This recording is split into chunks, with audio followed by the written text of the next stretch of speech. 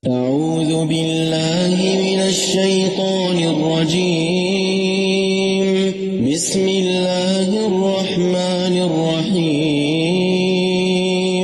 الحمد لله رب العالمين. الرحمن الرحيم. مالك يوم الدين. إياك نعبد وإياك نستعين. اهدنا الصراط المستقيم.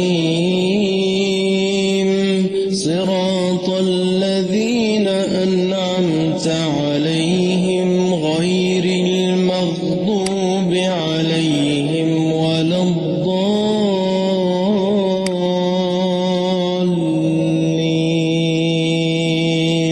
Assalamualaikum warahmatullahi wabarakatuh. Waalaikumsalam warahmatullahi wabarakatuh. Alhamdulillah wassalatu wassalamu ala sayyidina Rasulillah sayyidina wa maulana Muhammad ibn Abdullah wa ala alihi wa sahbihi wa mawala. La hawla wa la quwwata illa billah, amma ba'du. Bapak-bapak, ibu-ibu, saudara-saudara kaum muslimin rahimakumullah. Kapan kiamat itu akan datang? Ini rahasia Allah. Jangankan kita yang orang awam, baginda Nabi sendiri tidak diberitahu oleh Allah kapan kiamat itu akan terjadi.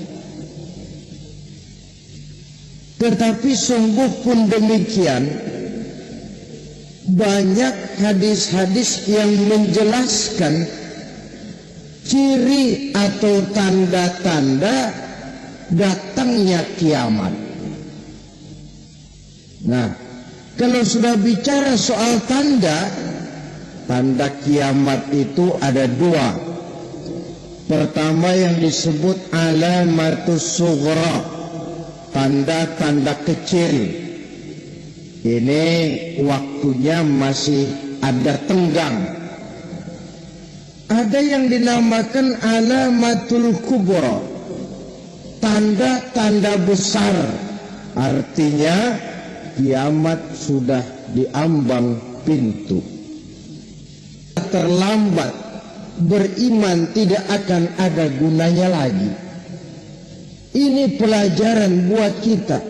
Sebelum sang surya terbit dari sebelah barat, sebelum nafas sampai di tenggorokan, artinya pintu taubat masih terbuka.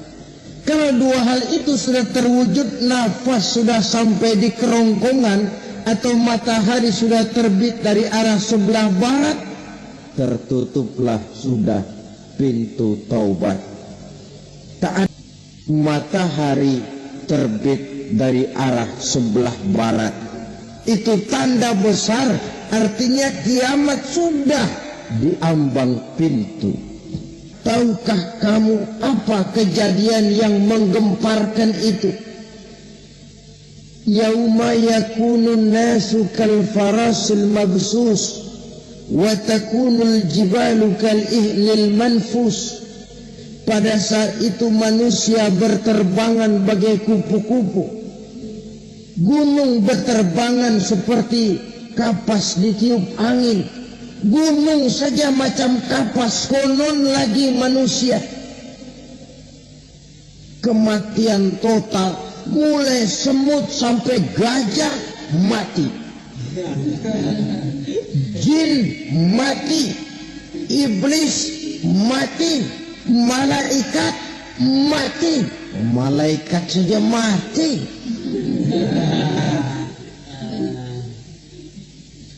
Saudara hadirin yang saya hormati, kematian total yang tanpa persiapan.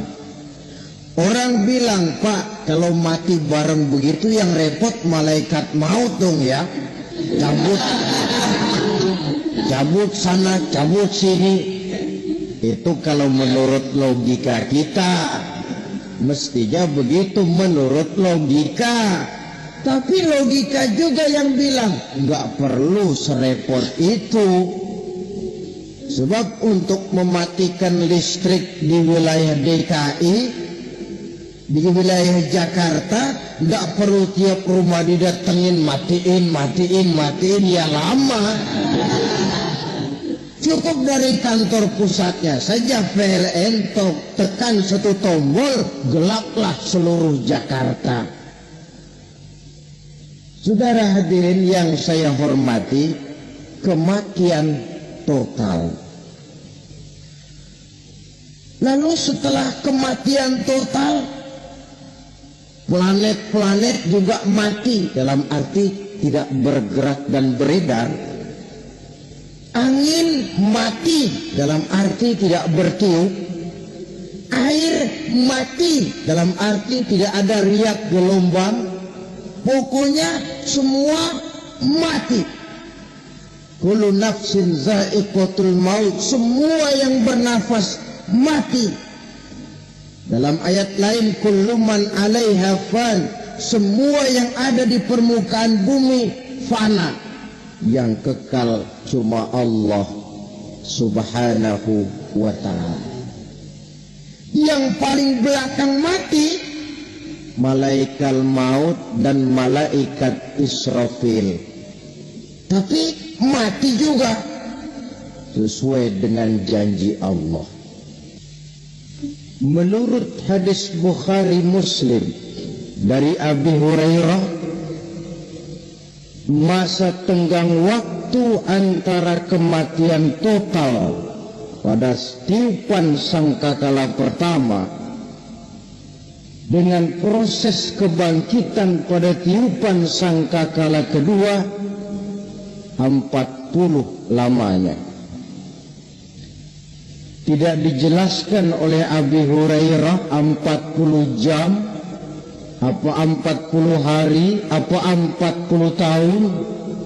Hadis cuma menyebutkan 40 saja. Sunyi alam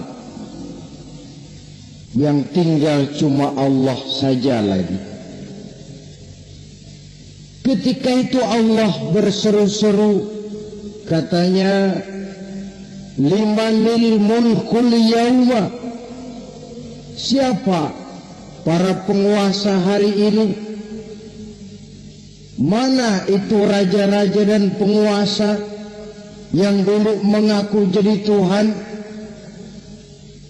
Fir'aun, mana Fir'aun sekarang? Yang dulu jadi raja, merasa berhasil, sombong, lalu tidak mau turun-turun dari kekuasaannya, sampai kepada puncak kekurang ajarannya mengangkat diri jadi Tuhan. Mana itu Fir'aun? Namrus, mana sekarang Namrus? La ilaha illa ana, ternyata tidak ada Tuhan lain selain daripada aku, kata Allah. Proses kemudian, saudara-saudara, turunlah hujan dari langit. 40 lamanya hujan itu. Tidak jelas juga 40 jam atau 40 hari. Setelah air turun membasahi, datanglah tiupan sangkakala yang kedua. Semua yang bernama mati bangkit dari kuburnya masing-masing. Ini yang disebut Yaumul Ba'thi, hari kebangkitan. Allahu Akbar. Pada saat kita bangkit dari kubur kita masing-masing, kumpul di padang mahsyar namanya. Bayangin aja, saya sendiri nggak sanggup bayangin. Manusia sejak zaman Adam sampai zaman kiamat kumpul bareng di tempat sama. Berapa banyaknya itu?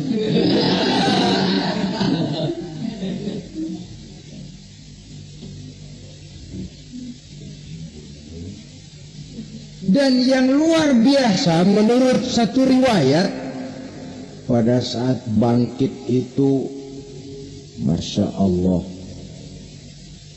roman muka kita berubah,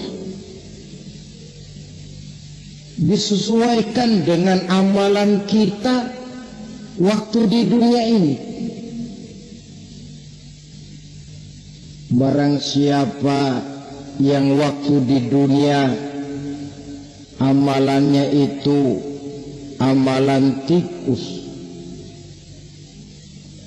di akhirat nanti dia bangkit dari kubur, mukanya seperti muka tikus.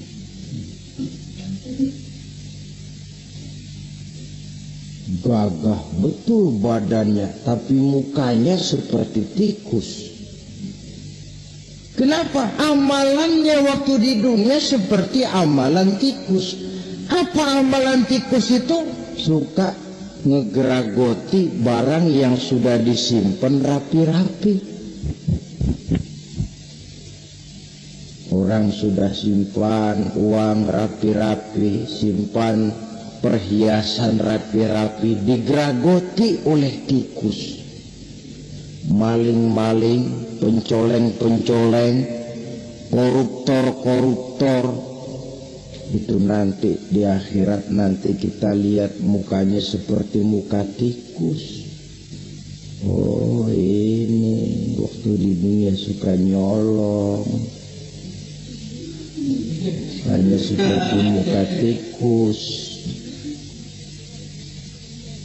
Barang siapa yang waktu di dunia ini amalannya itu amalan macan, dia akan bangkit nanti mukanya seperti muka macan. Apa amalan macan? Macan itu amalannya menang-menangan.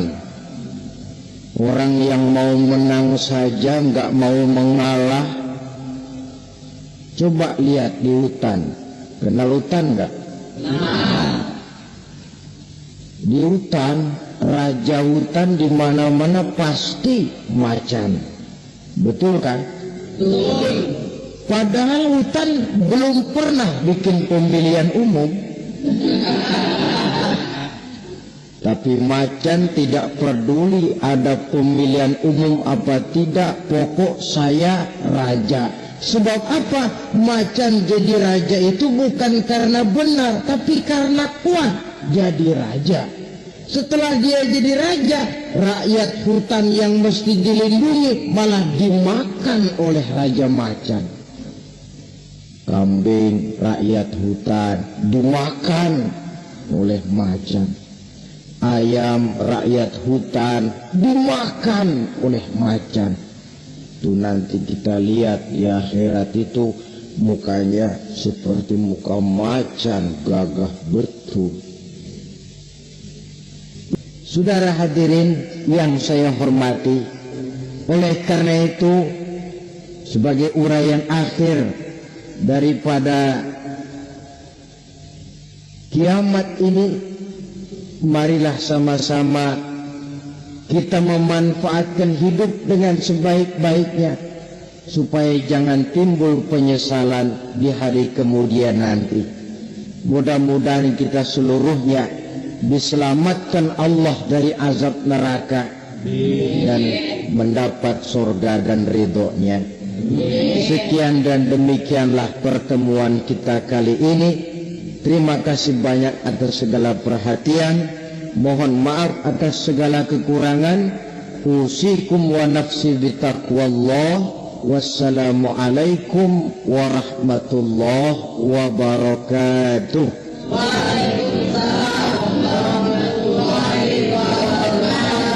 أعوذ بالله من الشيطان الرجيم.